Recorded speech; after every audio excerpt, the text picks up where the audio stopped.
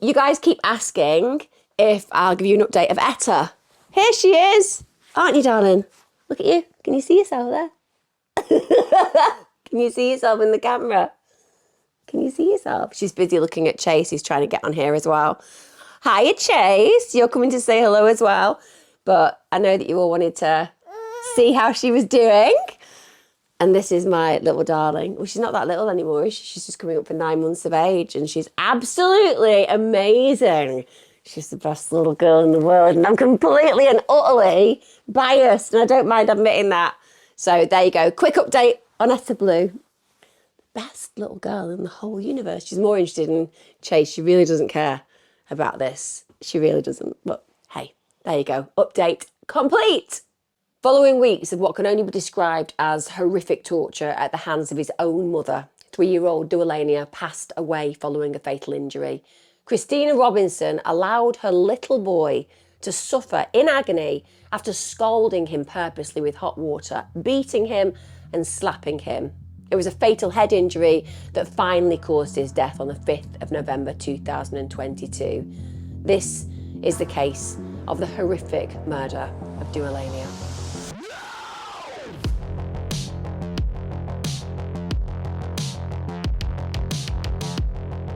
Hi guys, welcome back to my channel. Thank you for joining me. I hope you enjoyed the little update with my little girl, Etta Blue. You've all been asking for it, so I wanted to make sure that you felt I was involving you, as genuinely my life is invariably better because of each and every one of you who watches this channel. Also, before I start, just going to bring in my favourite merch at the moment. It's my Don't Fuck With Cats merch, and I flipping love it. There's going to be more Chase merch released shortly. Things that you've asked for. Also, my True Crime Queen hoodie is available too. For those of you who are getting in contact with us and letting us know that you really appreciate the quality of the hoodies and the t-shirts, thank you. That really does matter. We do try to source the best quality for you guys. Today's case is one I've followed. I will tell you now, I don't know the length of sentence in this case. I will update that. It will be put in the details on the 24th of May, when the actual court determines how long she's going to spend inside the prison that she will be sent to. I hope 150,000 years. But I'm not in charge of these things, and it tends to be in the UK that lenience is far more levied at these individuals than, for example, in the States, where people genuinely do go to prison for over 100 years. At 4:09 p.m. on the 5th of November 2022 in Bracken Court, Ewshamore, Durham, a call was made to emergency services after 3-year-old Dwelaniyah was found by his mother, Christina Robinson, not breathing in his family home. She told emergency operators that he wasn't breathing. She said his eyes went all weird whilst he was eating. And I will tell you now, when you listen to the phone call, it is pretty blindsiding. Yeah. What number? It's my son. He's only 3. He's only 3 years old. He's only 3, yeah. He's not breathing at all. He's not breathing. He was eating and then his eyes just went all weird and then Okay. he just stopped. I've been doing CPR for about 5 minutes. And he's definitely not breathing normally. Definitely not. Chest isn't rising. Not breathing normally. Okay. No. We've got an emergency ambulance in place for him there. It's our highest priority ambulance that we have, okay? I'm a mother of 3. I guarantee that if one of my children had stopped breathing, when I was speaking to emergency services, I would be hysterical. I would be finding it very difficult to catch my breath, get my words together, and I would be beside myself because the most important beings in my world were obviously in a scenario where they might not live. So what we would expect from any primary caregiver is a level of panic, a level of hysteria even. And I appreciate that everybody operates differently and it's a subjective experience. But as a mother, I think it is very strange where someone is very calmly describing to the emergency services operator that the child isn't breathing and that she's basically doing CPR. And she says that she's been doing CPR for about 5 minutes before she calls. That's another big red flag. The genuine scenario that usually plays out in these cases is that if your child stops breathing and you have evidence that your child has stopped breathing, the first thing you do is reach for 999, particularly if you're by yourself and you don't have anybody around you. You're going to get them probably on speakerphone so you can continue doing what you're doing whilst you know that they are blue lighting themselves to you to be there for your very seriously ill child. But she hasn't. She's waited 5 minutes conducting CPR, and she isn't medically trained, and she has not spoken to the emergency services. At this point, the emergency operator starts giving her instructions because clearly they want to make sure that the CPR she's doing is appropriate. And that goes on until, as you would expect, the ambulance arrives outside the home. Now, his mother, Christina, is the only adult in the home at the time. So basically, she's been by herself, there's nobody else present, and she's the person who's found her little boy in this state. So there's nobody else in the environment, which means if something has happened to this little boy, there is only one person who is going to be on the police's radar, and that's her, the mother. Now, emergency services get there very quickly, and when they arrive, they see that this little boy is in a real state. They notice that Dwelaniyah's legs were really heavily bandaged, so that indicates there's injury there. Also, he's got food around his mouth and he clearly isn't breathing. They also notice that when they're looking around the home, it's really untidy, it's really dirty. And when you are a responder, you are used to seeing environments and you have an expectation of an environment that a child will be within, and that will be an environment that is safe and clean. This is a place that is falling short enormously of that. And that means that she's not safeguarding her child. If you are living in filthy conditions, I don't care that people will say, well, everybody has a different comfort zone when it comes down to how they live. Crack on. At the end of the day, you can choose to live how you choose to live, but you also therefore have to be expecting and accepting of other people's judgments. And when it comes down to children, they have a right to a clean environment and a safe environment. And when somewhere is dirty and untidy, it is neither safe or clean. It's not appropriate for them sanitation wise. They shouldn't be in that kind of an environment. There was lots of food on the carpets and it was obviously ingrained and trodden in. There was also multiple stains, and I think what they were alluding to is probably some of those stains were from human matter, so things like human feces and urine. Also on the bathroom floor there were several soiled nappies, which is disgraceful. I have a baby myself. You've seen her at the very beginning of this video. She is clean all the time. The minute that she soils her nappy, you change the nappy. And when you change the nappy, you put the nappy in the bin. It's a pretty simple methodology. If you've allowed several to pile up, it's because you're not taking care of your kids. Also, there was a younger child present in the home, and they knew straight away the child was hungry and thirsty, also stunk of urine. So she hasn't been cleaning these kids. They are living in really inappropriate conditions for children of their age. Now, medics are desperate to save this little boy, absolutely desperate. And one of the things that chills me to the bone is how calm Christina is. Bear in mind what I've just described. You're in this scene where your little boy is potentially dead. That's what we're talking about in this moment. We're talking about a little 3-year-old boy who is dead. And she is just calmly explaining her version of events to the police. And there is something so devoid of nurture, so devoid of empathy, so devoid of compassion, so devoid of just the most bare, minimal ingredients of being a decent human being. She is talking about this situation as if she's not even involved. There's no emotional connection with her words. Christina basically says he was eating a cheese bap when suddenly he became really limp and collapsed. Now, bear in mind, the other child is really hungry and thirsty. The likelihood that this boy was eating a cheese bap when he died, it seems bizarre, because why would the other child be hungry? So I don't buy into this for even a moment. I think this is something that she staged. Hello. What's your name, sorry? Christina. Christina, do you want to tell me what's happened? Yes, oh sorry. You're So right. we were just downstairs, he was eating his food, Uh-huh. and then all of a sudden, like, there was sort of like spluttering sounds, and then he just sort of like went limp. Right. And I didn't know what was going on. I just thought he was messing around because he doesn't chew his food very well. Right. So I didn't really notice straight away. And then when I saw that he went a bit limp, that's when I thought, okay, let me rush him upstairs and then try CPR. Called his dad. His dad's and then he advised me to call up. So I've been working on it maybe like 10 minutes. So you called Dad first and then ambulance, Yeah. right? Wait, and you done CPR before you called Dad? Yeah. Is that yeah, right? Yeah, I started it straight away. Okay. How long do you think he was struggling with his food for? To be honest, I don't even know. I don't even know, like, maybe like a few seconds, like 10 seconds or something. Seconds. And were you with them all of the time? Yeah, I was with both of them. Right. Yeah, we were both down there eating and... Did you tell ambulance you think it potentially was food or? Yeah, I could tell. Right. Yeah. Okay.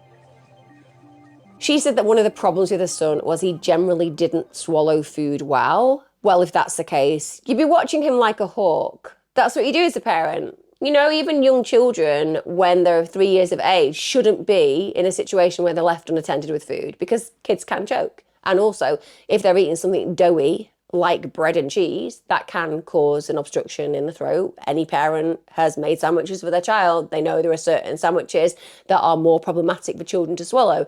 Why would you even give a kid a cheese sandwich if he struggles to swallow food?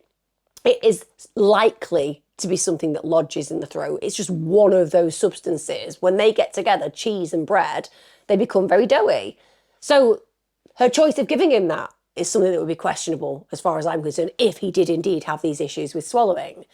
She also claims that she started CPR within 10 minutes of his collapse and that she continued it for between 5 and 10 minutes before making a call to the boy's father, who then advised her to call an ambulance. I kid you not. That's her excuse. That she gives him CPR for 5 to 10 minutes and then she calls his dad, at which point his father rightfully says, call an ambulance. So we are talking about an abject failure here in the provision of care to this child who would have been in absolute distress if her story is true. And ultimately, who the hell calls the parent of the child as opposed to the emergency services when you're dealing with the potential death of your baby? Now, officers are really confused and concerned about how this is playing out because they can see that what she is saying is not adding up. And one of the things that they note immediately are those bandages on this little boy's legs. And they say, why? Why is your child covered in bandages? And she says, oh, you know what? He burned himself a few weeks earlier. I mean, it's always the way, isn't it? Burned himself. Put that into context. He's 3 years of age. No kid of 3 years of age is going to burn themselves, because you're going to be watching them like a hawk. They're 3 years of age. They've been on this earth for 36 months. They're not individuals who can be responsible and accountable for themselves. They need the guidance, support and care of the parent around them, because clearly if they're in a house situation and they're left by themselves, they can come into situations where they injure themselves. And so you as a parent and primary caregiver make sure that doesn't happen by watching them. How on earth does a child of 3 managed to get scalding water over them? And that's what we're talking about, scalding water. But she's telling the police, no, it's all his fault. He'd been messing around in the shower. How a kid can get into a shower at 3 by themselves, turn on the controls, and then subsequently scald them is impossible. I mean, you just need to reenact that. At the end of the day, first of all, baths, if it's a bath shower where you actually have to stand in, it's hard to get in for a child because it's as high as their height. It's as simple as that. But then to actually reach the controls, that's going to be considerably above them, even when they're raising their arm. So there's no way this child will be able to do it. Or let's talk about going into one that has a glass cabinet where you actually open the door and walk in. Again, you still have the issue with reaching the controls. It makes absolutely no sense. The only way that he could have come to this kind of harm is if she's been involved. Now, she said that once he'd scalded himself, apparently by himself altogether, and he's the one who's done it to himself, she said that she didn't take him to hospital because the burns were apparently not causing him any problems and that she was treating them at home. Now, I don't know about you, but I do know about myself as a parent. If my child is burnt and that burn is larger than a coin, I am going to be taking them to emergency services. By the way, if the coin is so deeply burnt that it's caused multiple layers of skin to come away, I'm going to the emergency room, even if it's small, because they are intensely painful. We all know how it feels to be burnt. It is an incredibly painful experience. We're talking with this boy that he has burns significantly over a large portion of his body, and they're not small burns. But apparently they're not causing him any problems and she's just getting on with it at home.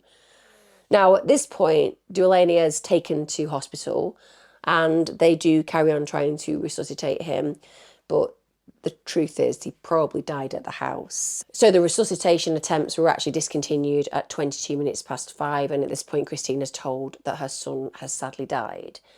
When she was told this information, they say that she was quiet and she was upset, but we all know it's very easy to act quiet and upset, isn't it? And certainly I would say that one of the things that I've recognised about Christina is she has the emotional vocabulary of a rock. Not even a very big rock. It's a very small rock. Just a little tiny, emotionless rock. Now, the professionals who were engaged in this case are immediately very concerned about Dwelaniyah. He's a 3-year-old child. He's had no concerning medical history, and he was in the sole care of his mother when he died. Professionals immediately start to question the credibility and honesty of his mother's story about him, as they would, because it makes no sense. You know, she said he's collapsed. He was eating a cheese sandwich. It makes no sense. Apparently he was fine. Fine children don't just suddenly collapse this way. Also, the explanation that she's given for the fact that his legs are covered in bandages is really inadequate. It doesn't make any sense either, because children of 3 can't do this to themselves. So at this point, the police decide that they're going to arrest her on suspicion of neglect. Again, she doesn't really show any emotion when that happens. And this is obviously in relation to the fact that they found significant burns over his body, and that as a primary caregiver, as a safeguarder of that child, it is your warden duty to make sure that if a child has been badly injured, you get them the right kind of medical help and attention. And she didn't. She didn't take him to hospital to have those burns treated. And the reason for that is she didn't want any healthcare professional to be looking at her child and recognising that she is the perpetrator of these injuries. It's a way of making sure that she avoids the eyes of authority looking into her parenting. And it's such a shame, because obviously if she'd actually gone to the hospital with her son and had those wounds treated, firstly, that would have been far better for him on a pain level. And secondly, it would have meant that an investigation took place, and the likelihood is he would have been protected. They have to do a post-mortem of Dwelaniyah's body, which is just harrowing when you think about it. He's 3 years of age, and now he's going to have to get carved up because his primary caregiver didn't care about him. Let's just acknowledge the horror of what we're talking about when we think about an autopsy with a child of this age. And it's necessary, and it's very helpful to any investigation, but it's just so sad that this pure child, this beautiful little boy, is ending up this way. Now, when the results come back, it was horrific. They revealed that the professional scepticism that had been around at the very onset of this investigation was entirely correct, because the post-mortem revealed some absolutely horrific injuries. He had been the victim of very, very serious assaults, protracted assaults over a period of time, and he'd sustained a number of non-accidental injuries, which is just a fancy way of saying he had purposefully been and willfully been hurt by another party. So Dwelaniyah had burns to his body. He also had tram line bruising. So somebody had literally been deliberately hurting this little boy. And he was basically finally killed by a fatal head injury, and that was caused by forceful shaking. So at 3 years of age, obviously a child is still very, very vulnerable to shaking, but the child is in a very different position to how they are in that initial 6 to 12 months. So that demonstrates the level of force that must have been used. We're not talking about a shake, we're talking about a protracted period of very aggressive shaking. At this point, Dwelaniyah Robinson is actually arrested for his murder, because now they have absolute evidence that his death was non-accidental, and as far as they are concerned, it was intentional. Dwelaniyah Robinson intended to kill him. Let's look at Dwelaniyah Robinson for a minute, who she is, what formed her essentially. So she grew up in Tamworth, Staffordshire. She grew up with her mother and 3 siblings. When she was 16, so this is just before she was due to take her GCSEs, and bear in mind, those GCSEs she was expected to do well in. She was predicted to get A to C, so to get above C in all of her exams. She has, I would say, a period of transition because her family relocate to Bulgaria.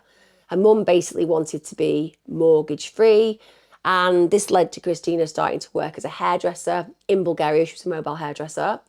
Then in 2020, so Christina's 23 at this point, she decides that she wants to come back to the UK. Here, she ends up training to be a personal trainer. She gets a job in a gym. She did that for a couple of years. And it's here that she actually meets her future husband, Gabriel Adu Apau. Now, she meets him on a dating site and they get together. She falls pregnant. This is when she's pregnant with Dwelaniyah. And he gets born at Good Hope Hospital in Sutton Coldfield in August 2019. 6 months after their son's birth, Christina and Gabriel actually get married and move to Newcastle. Now, after a period of living in Newcastle, they moved to Bracken Court in Ushaw. Ushaw is a old pit village in County Durham in England on the north side of the River Dearness, and it's situated to the west of Durham. Neighbours said they were happy. They appeared a really happy, normal family. They were friendly, but they were quite private. And they did go on to have another younger child. And Dwelaniyah appeared to be a really well-behaved and quiet boy. In fact, people said he was always impeccably dressed. And he was somebody who seemed to always be smiling, which always breaks my heart in these cases, because Dwelaniyah is somebody, to all intents and purposes, who should have been given the love, affection and care that he certainly deserved. And he certainly wasn't a child who was problematic. His behaviour wasn't bad. But then when you're living with a horrific abusive predator, your behaviour doesn't have to be bad, because they'll find excuses to hurt you because it serves their purpose. Sadists like to have objects that they can hurt. And when you see him in pictures, it is clear that the way that he's presented to the world is of this smiling, impeccably dressed child, which is very different to how things are behind closed doors. Now, Christina's husband and Dwelaniyah's father, he's away a lot because he's doing basic training in the RAF. He's stationed at the time near Aylesbury. Now, Aylesbury is a long way from where she lives. It's in the county town of Buckinghamshire in southeast England. So he is properly away. Physically, is at a distance to his family.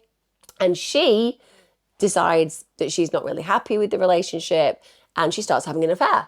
She starts having an affair with a 27-year-old man from Middlesbrough. Now, she meets him through a dating app, and he's called Chizun Innocent Onoja. So she basically lies to him. Let's just make it clear. He has no idea that she's still married. She basically tells him that she is still legally married, but it actually hadn't worked out and they'd gone their separate ways. But this introduces us to Christina's deceptive nature. At the end of the day, her husband is on training with the RAF. He is the parent to both of her children. He thinks he's in a relationship still with his wife, and his wife is going around trying to hook up with new guys, basically saying the relationship's over. She just hasn't managed to inform her husband that that's the case. So she's quite happy to pretend the status of her world is very different from the actual status of her world. And like I said, that means she's quite happy to lie. You've got to be a pretty consummate liar to be in a relationship with your husband and be getting away with having an adulterous relationship on the side. And also fails to actually inform the guy that she's hooking up with that she is still married. So she's deceptive on all levels. Now, in a voice note to this new guy, she's describing her son as a troublemaker who deserves a major ass kicking. And the voice recording of that is basically around the fact that apparently her little boy has taken some pills, which we would all be horrified by if we were a parent and we found this out. But the way that she's framing this is that this 3-year-old gorgeous little boy is some kind of malevolent natured individual who deserves to be treated in a really negative way because of his sins, so to speak. And I use that word specifically because of what I'm going to move on to shortly. There's on suspicion of neglect, okay, of your son with regard to the burns, alright? Don't have to say anything, but it may harm no defence if you do not mention word questions to which you later on in court. Anything you do say may be given as evidence. Okay? Now, after Christina is arrested, she's 30 by the way at this point, she just says absolutely lies. I haven't killed him. I haven't been involved in child cruelty. This isn't true. This is just absolutely being made up. Bear in mind, the boy's father, who's horrified at all this playing out, he's cleared of any suspicion. He's been away training. We know that he's had nothing to do with the injuries. He's had nothing to do with the death. He's been cleared completely. But she is trying her best to seem innocent. We get to her trial. So this occurs in 2024 at Newcastle Crown Court, and it is harrowing. And it's so harrowing, actually, that after the verdict is given, those on the jury were told they would never have to be on a jury again. So whenever the information that people have to witness in evidence is traumatic to a certain degree, because of the mental health of those jurors being affected, a judge can say you will never ever be called for jury duty again. And that happens in this case. So this is how serious it is.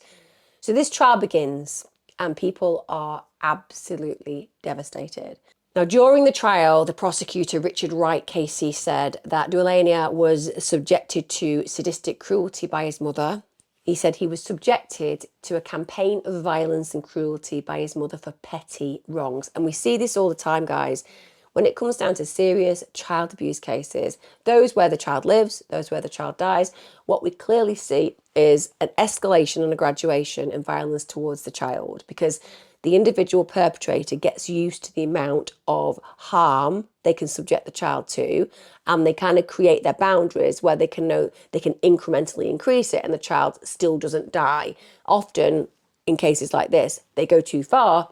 But in other cases where children survive, you see this incremental graduation, and they can usually stay within a particular boundary, but they reach the very extreme of those boundaries because it feeds into that sadistic nature. They need to up the ante again and again and again.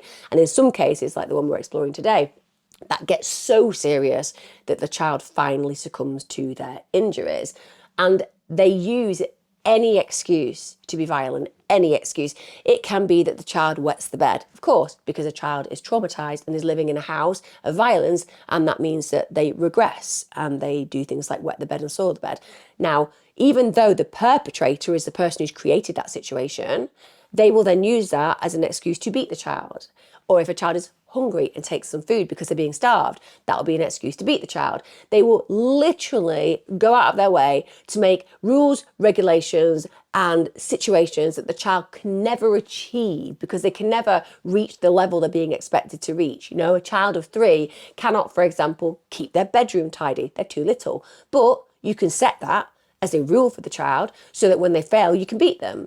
A child of 3 can't understand why a parent isn't feeding them. So when they reach for a biscuit that they're not allowed to have because they're starving, you're going to be able to beat them because they failed to follow the rules and rituals that you set for them. This is how it works where abusers are concerned, and it gives them a permission base. It validates their violence, and it also gives them leverage to be more violent to that child. That is how cruel these kind of perpetrators are. And also, as they sink in to this sadism, their appetite for it increases and their level of frustration towards the victim increases too, because that's a perfect mirror and parallel for them. It means that they can again become more violent by using these fears and frustrations and feelings that they pretend to have about the child to just beat them further.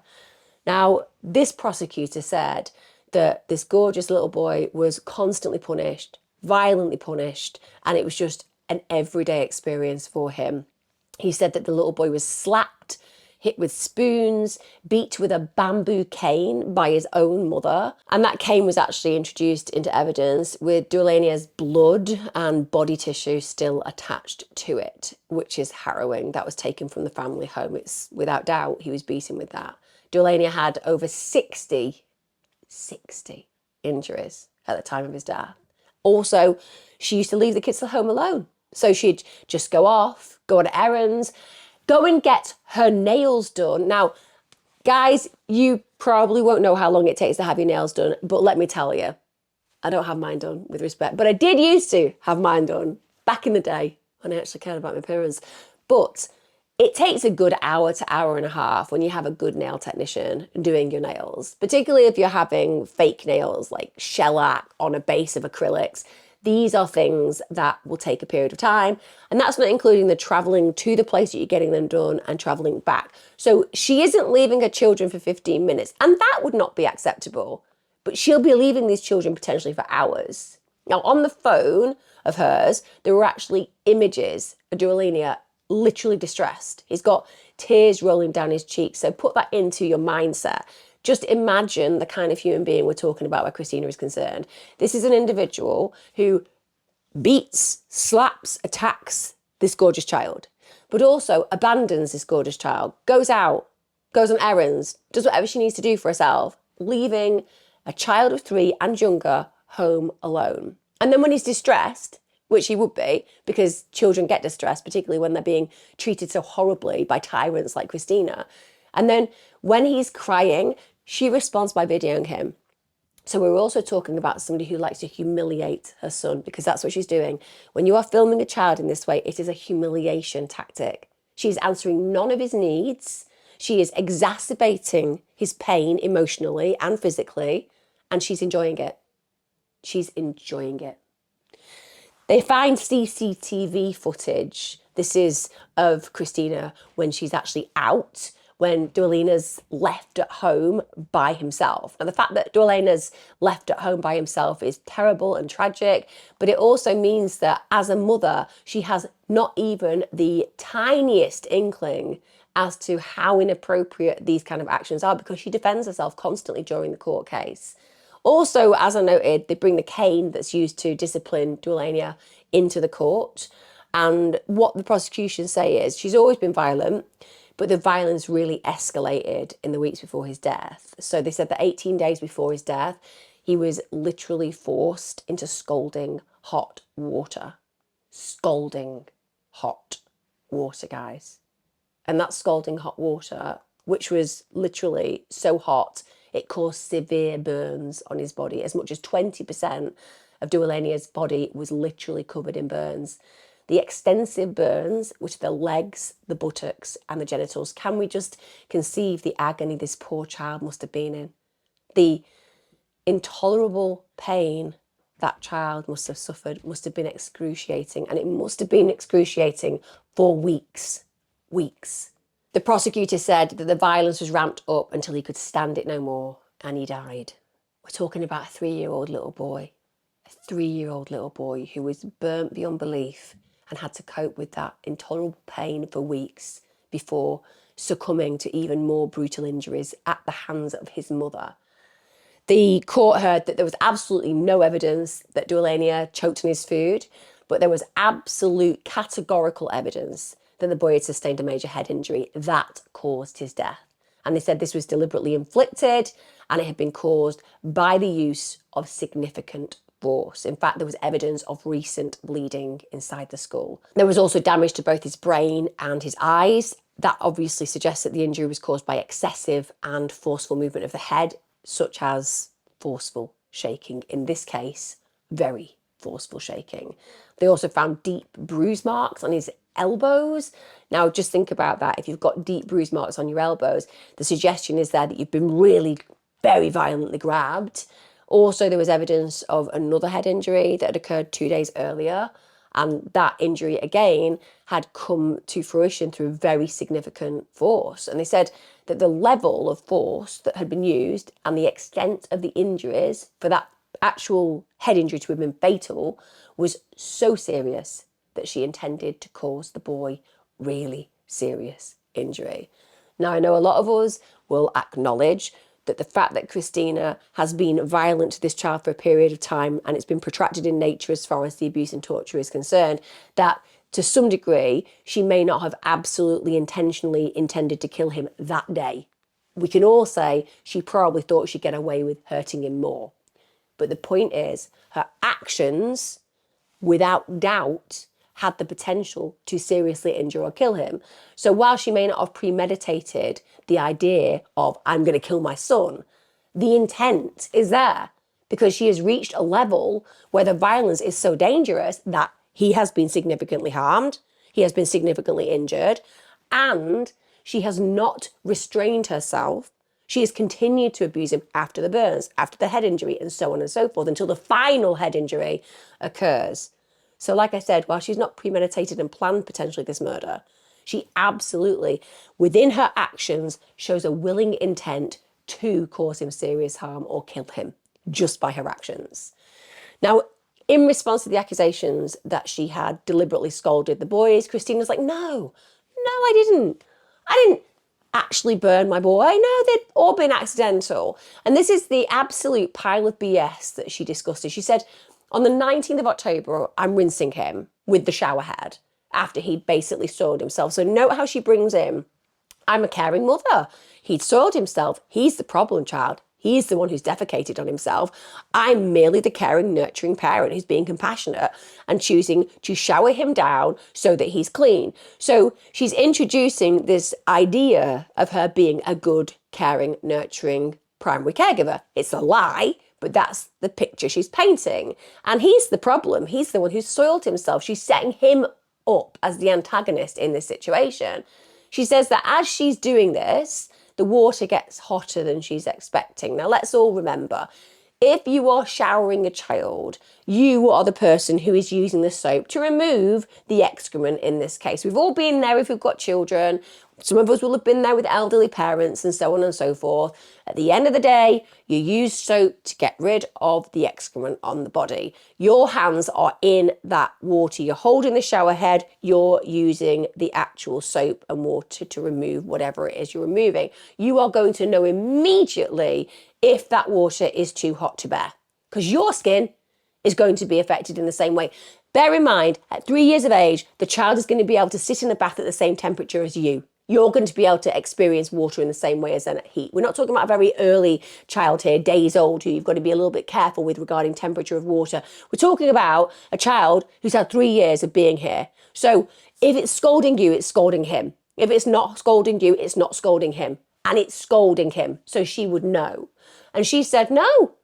Even though this water is so serious, guys, that he had terrible burns, 20% of his body, in really sensitive areas, she's making out that she had no idea. It took 3 days, apparently, for her to realise the severity of her son's scalding injuries, which is an absolute pile of crap. There is no way on God's earth, when you have burnt your child this way, they are not crying, screaming even.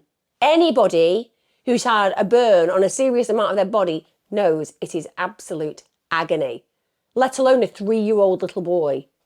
And she said that I didn't get medical help for the burns because she was a bit ashamed, because it would look bad for her. Now, if we're ever going to be introduced to the kind of character Christina is, that is perfect.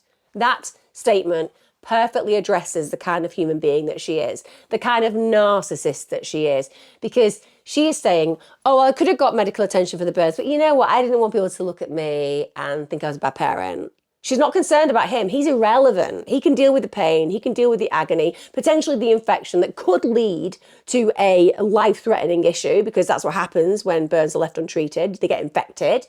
She was willing to do that to make sure that she didn't look bad. So immediately she abandons once again who she is meant to be as a parent. She didn't want people to look at her and think that she'd done something wrong. So she was willing to risk him, even risking his life. She told the jurors, unfortunately, I put my feelings first. Hey, kid, I don't think any of us need a description of that. We all know that you only put your feelings first. We know you don't care about your kid.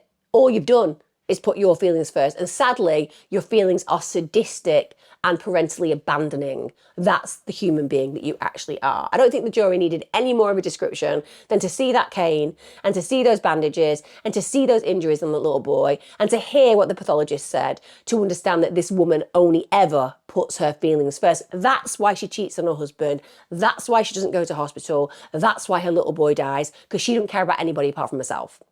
She said, and this is both ludicrous and laughable if it weren't in the context that we're discussing a child dying. She said she went into care mode. Care mode. Sorry, Christina, I think you'll find you don't have care mode. If we're looking on the, different modes on your body, you have useless mode, sadist mode, adulterer mode, and I'm a massive liar mode. Apparently that one's on pretty much 100% of the time. She doesn't have a care mode. She's never had a care mode. There is nothing caring about this woman. And the reason that she said she went into care mode is because she Googled searches. Yeah, I mean, I don't know about you guys. I don't know about you. You know, if I'm walking down the road and there's a major car accident and I see somebody, I don't know, fly through a window screen, hit the pavement, and I'm looking at them and I'm thinking, oh, I need to go into care mode here. I'm just going to Google What do I do in the event of a serious road traffic accident? Well, there's that called the emergency services. Yes, I'm just going to ignore that. Oh, let's look at this. Apply honey to the wounds. I'm not sure that's the most appropriate action, but I'll give it a go. Google says it. I mean, genuinely. The only care mode a parent has when your child's been burnt is ring 999 and get the people who know how to deal with this situation to deal with it. But no, apparently she's gone into care mode and she's going to be able to do this. And she searches these things that are all relating to minor burns, by the way, minor. These aren't minor. He's got major burns. And so the way that she manages it to order some bandages, some dressings, some salves and some creams. And this is all because she wants to disguise what's really happened. And even when she gets those, it is clear the Dwelaniyah is still in absolute agony. I cannot even begin to conceive of the agony that child would have endured. I mean, anybody who's had an open wound or a burn will know that when people put ointments on it, unless you are a trained professional, and you usually will have, where children are concerned, some sprays that can anaesthetize the feeling so it's not as painful for that child. They even put in situations where children will literally put under when they have their bandages removed in burns because it's so traumatic and so troubling and so painful, because it is excruciating. And yet she's just doing this herself. And one can only begin to imagine how Dwelaniyah would have felt when she was coming over to him and he knew that she was going to put things like ointments on him. He must have been terrified. And neighbours actually said they could hear a child whimpering most nights. Now, again, I don't want to come down in mass judgment of people, because I appreciate people have busy lives and people think the best of other people and so on and so forth. Now, if I heard a child whimpering most nights, I'm going to say I'd be on the phone to social services. I would want to let them know that I thought there was a child in distress. And even if I risked offending my neighbours, where children's lives, where children's safeguarding, where children's potential harm is occurring, it is definitely worth offending people. And it really concerns me that people often do this reflective exercise of saying, oh, well, after the event and I found out that child had died, I remember that I heard this child clearly whimpering or crying or screaming. Do better, guys. That's my advice. Do better as a society. All of us, we need that information. Let's offend people, because Dwelaniyah might be alive if people had bothered to actually call the police and say, I think there's a child who is at risk and might be injured. But anyway, this didn't happen. And even Christina's lover, who she was obviously having this relationship with, he said that he physically saw Dwelaniyah in obvious discomfort. Apparently he was grimacing in pain. He was struggling to move. And I appreciate that this guy clearly testified and said that what she had done was wrong and is not on the side of Dwelaniyah's mother. I appreciate that he sees her as a perpetrator in this case, but come on. If you see a little 3-year-old boy, he's grimacing with pain and struggling to move, you don't care what the mother's telling you. You get some help for him. He said that the wounds were bleeding. He said that he was unable to walk up the stairs, that he needed to be carried. Why didn't you call the police? Why didn't you call 999? I don't care who you're sleeping with. I don't care who you're having a bit of fun with beneath the sheets. Be a man. Actually pick up the phone and do what's right for the child. I know he's not responsible for this little boy's death, but I think he's complicit in failing to meet the needs of a seriously injured kid. And of course, the way he speaks to this is that he was told by Christina that the wounds were caused by Dwelaniyah when he played with the shower in the bath and that he scalded himself with the hot water. She said that she'd taken him to hospital after she'd bandaged him and that they'd said there was nothing serious and that he'd been checked over by a doctor. But hey, a predator's going to say that stuff to you. It seems to me like this guy had an intuition that there was something seriously amiss and something seriously wrong. Why believe this woman? You don't really know her. Clearly you didn't know her at all. She was married to somebody else. But the truth is, you don't have to follow her orders. You can happily go over her head and actually speak to the police or get an ambulance for the child if he's in so much pain. Anybody can see with their own eyes, can't they, and hear with their own ears when a child is distressed. It's really annoying when time and time again we have these individuals who could have made a difference and they didn't, because that's a choice. You chose not to do it. You chose to abandon the child instead by believing this woman who clearly is a horrible human being. And health experts actually said in court that Dwelaniyah had he been taken to hospital, would have needed general anaesthetic every single day just for the changing of his bandages. That is how serious his injuries were. He'd have needed general anaesthetic just to manage the pain, and she's at home doing some care, and this guy she's with is letting this boy writhe in agony and not be able to walk and doing nothing about it. The prosecution said that the burns were textbook injuries of a child who'd been deliberately immersed in boiling water. So they knew this isn't an injury because he's turned the shower on. This is a bath that's been run and a child that has been forcibly placed in that scalding water. They said the pattern and distribution of the burns revealed that they, without doubt, had been caused by Dwelaniyah sitting in scalding hot water. Also, there's a lack of splash marks. So you'd expect to see splash marks if a shower had been used. And he said this is absolutely deliberate, that Christina had done it for punishment because he had soiled himself like children do, particularly traumatised children who are being brought up by a monster. And Christina is a monster. Christina, of course, said it's not true, that it was a toilet training accident and therefore it didn't warrant punishment. But as we know, Christine is a liar. She's not a consummate liar. She's a terrible liar, but she's a liar nonetheless. She did admit in court that she happily left her children home alone. She said it was something that she'd done very commonly. Now, this is interesting because this is what people do when they are major liars and they've been found out for something really serious. They will acknowledge a failing that's very serious, and they'll acknowledge that failing that's very serious to try to make themselves seem like actually they're quite honest. So why would I admit what I'm about to admit if I had actually gone ahead and killed my child? Because this could essentially make me fall under your scrutiny more, because I'm going to say, yes, I did leave my kids home alone and I didn't think there was anything wrong with it, which is very incriminating, right? It would suggest that you are deeply neglectful of your child. And yet she says that. She said, I'll be honest with you. I thought they were safe. I left them in a position and knew they'd be there when I came back. Honestly, at the time, I thought they would be okay. Obviously, now I wouldn't do that. So you see what she does there. It's very manipulative. And if you aren't really looking at that with the scrutiny that I'm looking at, it's something that can be easily missed. But she is trying to suggest, oh, I was just somebody who didn't understand that leaving my little kids who were under 3 at home by themselves was a problem. I just thought, hey, it's what you just do when you're a single parent or you're a parent with a partner who's away. You just leave your kids at home. I mean, what harm could come to them? Well, it would seem a lot, Christina, because one of your children ended up dead and the other one was starving. But what she's trying to do there is make herself feel like the jury are going to listen to her and be like, oh, she's really honest about her failings in this situation. So maybe she didn't purposefully and willfully kill her child, because at the end of the day, why would she admit what a terrible parent she is here, neglecting and abandoning her children and putting them at risk by leaving the home and leaving them home alone? Why wouldn't she then also say, oh, I didn't realize it was terrible to beat my child? So that's why she's doing this. And it's highly manipulative. It's very rudimentary and it's easy to see through, but it's manipulative. She also admits that, shall we say, some of her punishments are not punishments that people would look in and think were acceptable. So again, she's trying to talk about the fact that maybe some of her punishments that she's accepting are not accepted by other people, but she feels that she's got reasons to do it.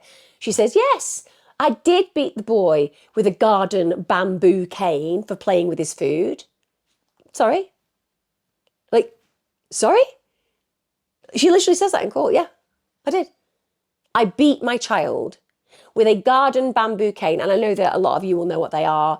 For those of you who don't know, they're these thin and sometimes thicker bamboo canes. They're quite sturdy. They're hard to break, believe me. And they are going to do an inordinate amount of damage to anybody. If you get whipped with a bamboo cane, you are going to be in agony as an adult. And we're talking about a 3-year-old kid. And we're talking about multiple strikes.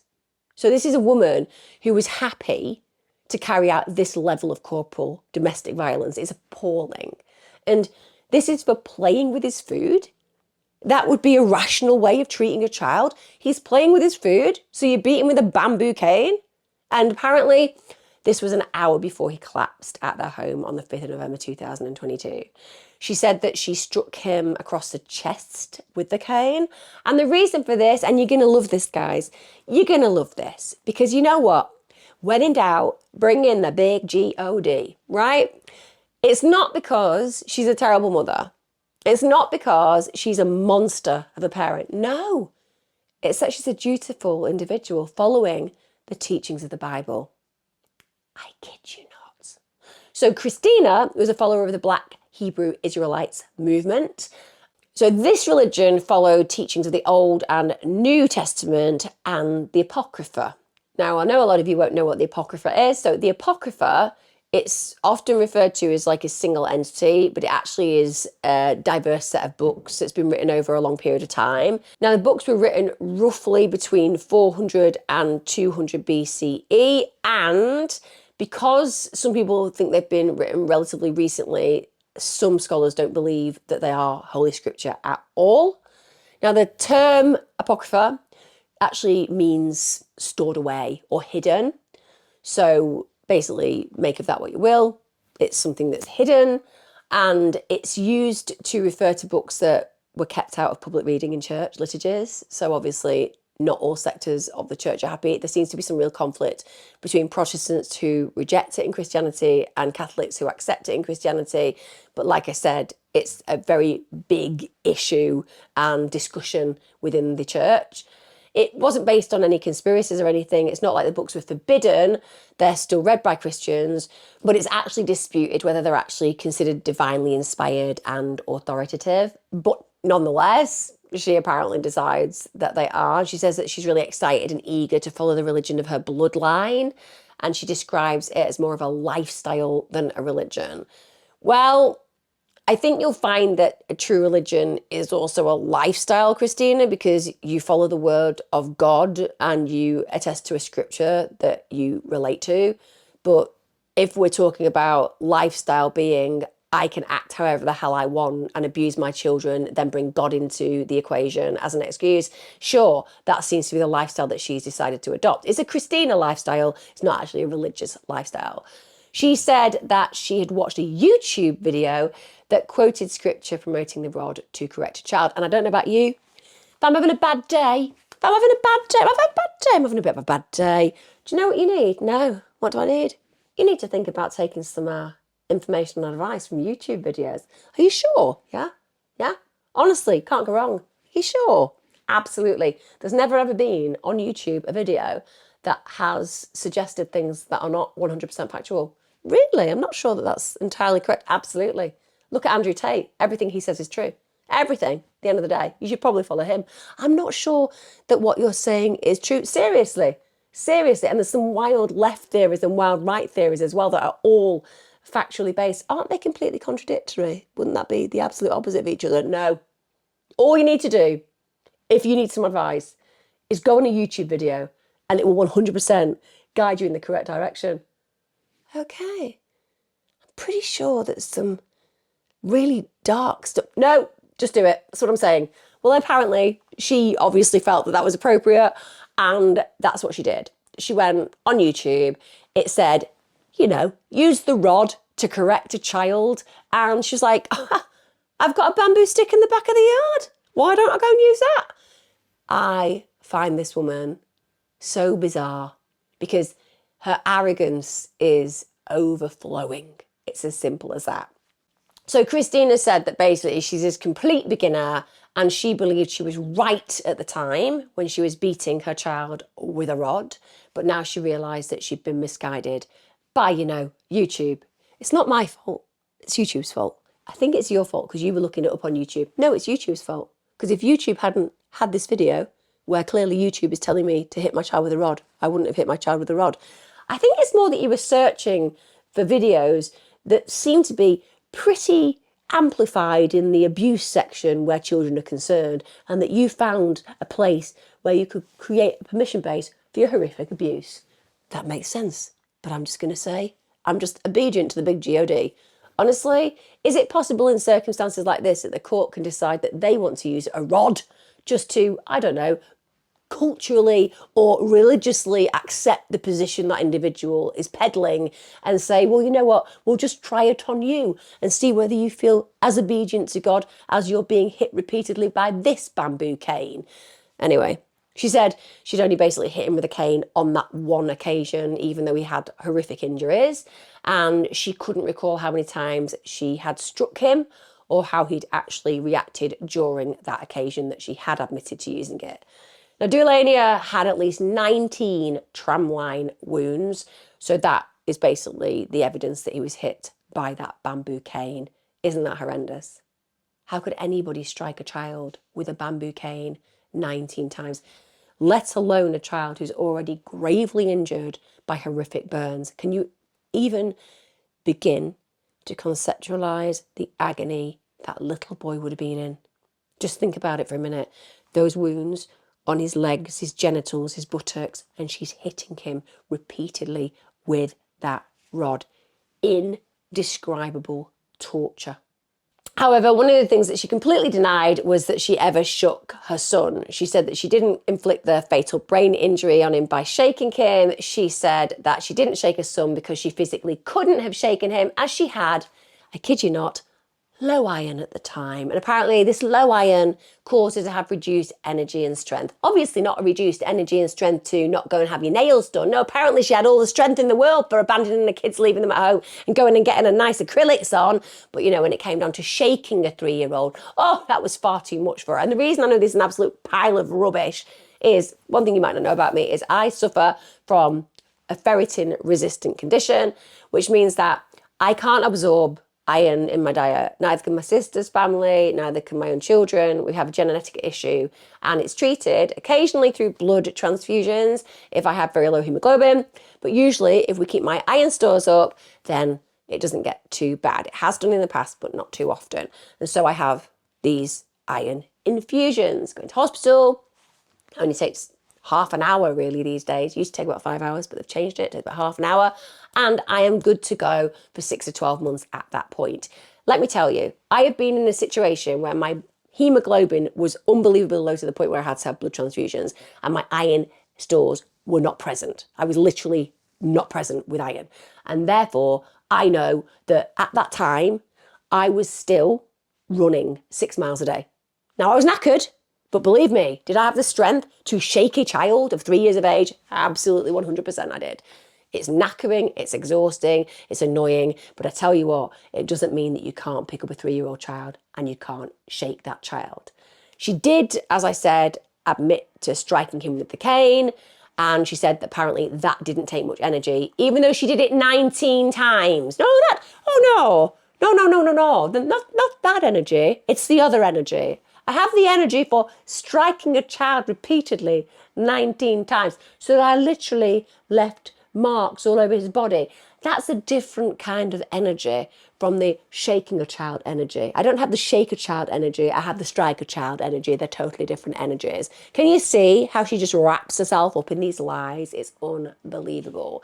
She ends up saying that on the 5th of November 2022, this is actually what played out. She said Dwelaniyah was eating a cheese bap and apparently some leftovers, and suddenly he goes limp and he makes this gargling and gasping sound. She said she ran to him, called his name, ran upstairs with him. She then went and cleared his airways, and then after he's collapsed and stopped breathing, she waited 20 minutes. 20 minutes before she dialed 999. Apparently she first spoke to her husband on the phone. Then she, I kid you not, Googled how to resuscitate a child. Now, this is why we know this woman is a monster. No one does that. No one innocent ever looks on Google before ringing emergency services. Nobody. Nobody waits 20 minutes to call emergency services unless you know you've done something terribly wrong. Christina said that she didn't think to call 991. Oh, you know what? I just didn't think. I didn't think about calling the emergency service who would have come and helped my son. I didn't think about it. I thought about lots of other things. I thought about Googling what to do if you need to resuscitate somebody. And probably, you're right, in those Google searches, it would say call 999. But I didn't think about it. I just thought about home care. I'd done it with the bandages. I thought, why not try my hand at resuscitation? It's unreal that she says these things. And it goes down that same line of, I didn't know it wasn't okay to go out shopping or have my nails done and leave children who clearly could not look after themselves completely by themselves. I didn't think that was a problem. And now it's I just didn't know that I had to ring emergency services. This is a woman who has no morals at all. She's either the worst parent ever with one brain cell who shouldn't be allowed even within 100 feet of a goldfish, and she isn't. She's quite eloquent. She's very manipulative. She's very good at lying to the emergency services initially. She doesn't have a problem with any of that. So the idea that this is somebody who just didn't know is absolute lies. But yeah, apparently she didn't think they were calling 999. She said she was panicking and it was a heated situation. Well, she isn't panicking and she doesn't look heated in any way when those first responders arrive. You've seen the video of that. She is completely in control. She said she was too focused on performing CPR on Dwelaniyah. So apparently it was because she was just being a really good mum that she didn't call emergency services. She was just too focused on saving her son to actually get the people who could save her son. She said that while she was doing this, maybe she hit his head on the banister as she rushed upstairs to perform CPR, or just casually smashed his head into a banister. Come on. Absolute lies. She also said that she didn't agree with the evidence from the police, that she appeared to lack urgency, but anybody watching her when the police turn up can see she lacks urgency. And the explanation that she gives for his death is that basically her son had complications at birth. It's 3 years past birth. Yeah, but he has some complications at birth. That took 3 years to kill him? No. Just go with me on this. I'm trying to think of an excuse and it won't make any sense, but I'm just going to do it anyway. So she basically said that he got stuck on the way out, and she said that she needed assistance to get him out because of this. And allegedly he was starved of oxygen for a while. She said that his eye was bulged and bloodshot. She said, I'm not saying that this could have led to what happened, but because no one checked, we don't know if there was any damage. I mean, sorry, what? You're saying your child was starved of oxygen at birth, but nobody did any checks. Again, massive red flag, huge liar. Because we know that if a child is starved of oxygen at birth, it can lead to serious complications with the brain. In fact, people who've suffered from cerebral palsy, often that can be to do with the fact that an individual has been starved of oxygen at birth. When you hear about massive cases where a child has been badly injured because hospitals have failed to go and do the right things by children during the birth and they get starved of oxygen, you hear about major payouts to protect that child for the rest of their lives because they're going to need massive care. But apparently, where Christina's concerned, they didn't do any of these checks. So firstly, no, we can't say his death had anything to do with it, because secondly, you're making it up, kid. Anyway, she said that from the moment that he was born, it was clear he had issues. He was bumping into things, he'd bang his head, he had appointments with eye specialists. Well, a lot of kids have appointments with eye specialists. My own son had appointments with eye specialists. He had a squint. It doesn't mean that he's an individual who's going to end up looking like he's been in a serious road traffic accident, which apparently have had nothing to do with. Now, she said that she would see his motor function be a problem, so he'd trip over blankets. He actually, a few days before his death, apparently slapped his head really hard. He banged his face into a wall really hard. She also said that on the 5th of November, he face planted into the living room and he fell off the toilet face first. Now, let's just think about that. So this is a child that apparently has been just randomly ricocheting off walls. That's what she's saying. She's saying that he's walking around, he's tripping over, he's smashing his head into doors and walls and floors. And he even, when he's sat in the toilet, falls off and hits his face on the floor. That in itself would say your child's in distress. No child is doing that because they are able to function normally. If your child is constantly banging into things and falling over and hitting themselves seriously, we have got something really problematic occurring. You need to get straight to hospital because your child is obviously in a situation where they're either passing out or there's some neurological disorder, but you're going to have to get that treated. But no, she says he was just a clumsy child. So he'd bump into the wall and bump into the table, that sort of thing. No, Christina, it's not that sort of thing. He had a major brain bleed because of a fatal injury that you inflicted on him. It's got nothing to do with banging into a table. It seemed that Christina was basically, throughout the trial, just trying to come up with any explanation for his death that didn't involve her being the culprit. She's just grasping at straws, and it's very obvious. Now, during the trial, the prosecutor actually said that Christina had failed her son completely, and I think we all agree with that. She replied, "I did my best for my son because I did not intentionally do anything to him. I did my best for my son because I did not intentionally do anything to him. I did not intentionally kill him, so I kind of did what was best for him." You didn't do what was best for me. No, I did. I did. I didn't intentionally harm him. I mean, I harmed him, but it wasn't intentional harm. It was just, the occasional beating with a rod. Literally, shut up. Anyway, this is what she's saying. The prosecutor, I would say in this case, came down very hard on Christina. They said that she killed Dwelaniyah after the injuries that she'd inflicted on him made him an inconvenience or irritant. She, of course, denied the claim. She said, "My son isn't an inconvenience to me." She said that she wouldn't intend to kill him. She said that she wanted children, that she loved her family. She said that she'd been through multiple losses, had miscarriages in the past, and therefore there is no way that she would kill her child.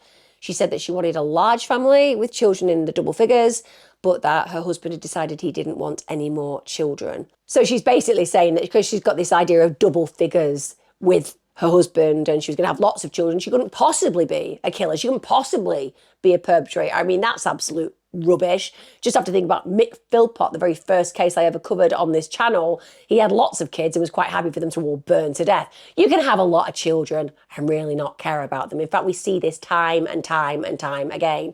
Her husband obviously doesn't want more kids. I understand that, probably because he realised he'd made a massive mistake marrying her. And Christina, because she wasn't happy with the fact that her husband had said that he didn't want any more children, she had actually managed to get pregnant through a sperm donor after she said the marriage had broken down and she was keeping this secret from her husband. So she's now pregnant with a sperm donor and she's lying to her husband, although she's suggesting the marriage was in trouble and it had broken down. But if that's the case, why is she keeping it secret from him? I mean, if you're not in a relationship with your husband anymore and you're pregnant with a sperm donor's child, no big deal. You can let your ex know. It's got nothing to do with him. You're just moving on in your own life. But again, she's just lying, isn't it? Her husband just didn't know anything about this. Now, when she became pregnant with that sperm donor, she's going and seeing healthcare professionals. Yet, as the court here, she didn't get any treatment for her son's injury. She's getting treatment for herself, but not him. So this isn't that she is somebody who's a naturalist, who's dealing with the injuries with her son by herself, because she doesn't go see healthcare providers. She's quite happy to get help from healthcare providers as long as it's for her. She just doesn't want him to be helped. Christina made what I would consider a very unusual move in this case because she sacks her legal team. Literally, during a trial, she sacks the legal team and decides, I know who the best person is to represent me in this very serious case. I'm going to sack all of you. Why are you sacking us? Because you're all qualified. Yes, we are qualified, and we should seriously suggest that you shouldn't sack us because we're defending you. Yeah, I know. Not well enough. Well, I mean, to be fair, Christina, it's not a very easy case to defend, is it? You great big massive monster. But at the end of the day, we do know the law. I'm sacking you. I've got somebody better. Really? I'm really surprised at such short notice. It's me. It's myself. I'm representing myself. Yeah, she decides that she's going to represent herself. And in her clothing speech, she says, I did not murder my child. I did not kill my child. I did not forcibly immerse him or submerge him in hot water. And I ask for you to not find me guilty for something I did not do. Please, do not find me guilty for something I have not done. I mean, I will tell you, that sounds a little bit like begging as opposed to defending. But hey, crack on, Christina. In for a penny, in for a pound. Why not have a go at this old legal defence lark yourself? Now, in the prosecution's closing speech, it was very, very strongly said this was the culmination of a campaign of quite deliberate cruelty and violence meted out as punishment. Violence and cruelty to punish a 3-year-old child to correct his disobedience. They said that Dwelaniyah went on to suffer a final savage attack when he was assaulted so severely his brain stem was disrupted and he stopped breathing and he died. They said, we suggest the evidence in this case, hard facts, drives you to the sure conclusion she's guilty of all these offences. I do think the prosecution were incredibly strong in this case, and I do genuinely believe that the defence were probably pretty relieved when they were sacked from it, because it's not a loss for them, is it? It's a loss for Christina, but it's not a loss for them. They were basically fired from the job.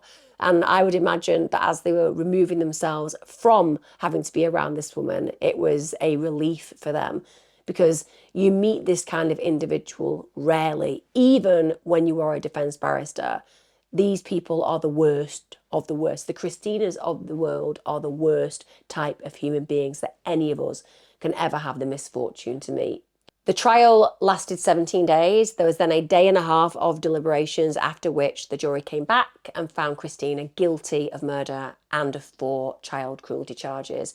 They decided that Christina absolutely did cause a fatal brain injury to her son on the 5th of November 2022 when she was the only adult in the house. She was banged to rights. There was only her present when that injury happened. She was also found guilty, as I said, of the 4 child cruelty charges, which is said to have taken place in the weeks leading up to Dwelaniyah's death. And even though when that verdict was read out, she was completely emotionless, like I said, she has the emotional bandwidth of a very small rock, there were tears in that room, and the tears came from the jury members. Those jury members cried for that little boy, but she had no tears whatsoever. The judge actually told Christina that she will be given a life imprisonment sentence, as that is the mandatory sentence for murder. The judge was also very concerned because obviously she's sacked a legal team, so she doesn't have legal representation. So he decided not to sentence her on the day of the verdict. The judge asked her if she would seek legal assistance ahead of sentencing because she had obviously sacked hers, and she replied, I will consider it. The judge actually said to her, I advise you in the strongest possible terms to consider it very carefully. I think you need the assistance of competent counsel to deal with the sentencing. So Dwelaniyah Robinson will be officially sentenced on the 24th of May, giving time, of course, for her to seek legal representation before her sentencing. Now, following the trial, Detective Chief Inspector Simon Turner of Durham Police, he spoke outside court and he said that the abuse inflicted on Dwelaniyah had been horrific. He said that he was left in significant pain at the hands of his mother. He said that she lied from the offset, and he said he was pleased that the jury had seen through her lies. He said, my thoughts are with those who truly cared about Dwelaniyah. Sadly, nothing can bring him back, but hopefully today's verdict will provide some closure and allow them to grieve. The local authority, who obviously are going to consider whether there were missed opportunities, they said, we are committed to learning from this tragedy, and a child safeguarding practice review has been carried out. That hasn't been released yet. I'll be interested to read it when it does get released. I imagine there will be something about lessons being learned, because that's the usual BS that comes out in these kind of reports, because lessons just clearly aren't getting learned, because we're talking about child death, it seems, more and more frequently, particular child death at the hands of those who are meant to care for them more than anybody else in this world. For those of you who are interested, I will amend in the description below when I find out the length of her sentence. I wanted to cover this now because it's in the press and I just needed to know about it because I followed the case throughout. And I hope that she gets a massive minimum sentence. I hope they go really hard on her. And I also hope that she has to serve it consecutively with the child cruelty as opposed to concurrently. Why lump these sentences in? Why not actually punish people appropriately for the kind of torture and brutality that they show their victims? In this case, that little boy absolutely deserves justice. And I don't believe that a short sentence will in any way, shape or form genuinely create the impact that it should, when you consider that Dwelaniyah Robinson has lied from the get-go, has failed to take accountability and responsibility for any of her actions, has said that she's not guilty, basically asked to be considered not guilty, even though we clearly can see the horror that she inflicted on this child. This is not a woman who has learned. This is not a woman who believes that she's done anything wrong. And that means that you cannot make this person change unless they can see the error of their ways. And I think the only person we should be considering in this situation is this gorgeous child who's been denied life. And let's be real, that's what we're talking about. The torture, brutality, and hideous death of this little boy. And somehow she may well get to walk our streets again. The only person that matters here is Dwelaniyah. And this video is 100% dedicated to him. I think the picture of this little boy's angelic face, it speaks volumes. How could such an angel end up in the hands of such a devil? Take care, guys. R.I.P. little boy. Wherever you are now, I have no doubt whatsoever, you are absolutely surrounded in bliss. And you'll be in a very different afterlife to that of this excuse for a mother that you were so cruelly placed with. Take care, guys. Let me know your thoughts in the comments below as ever. Be safe.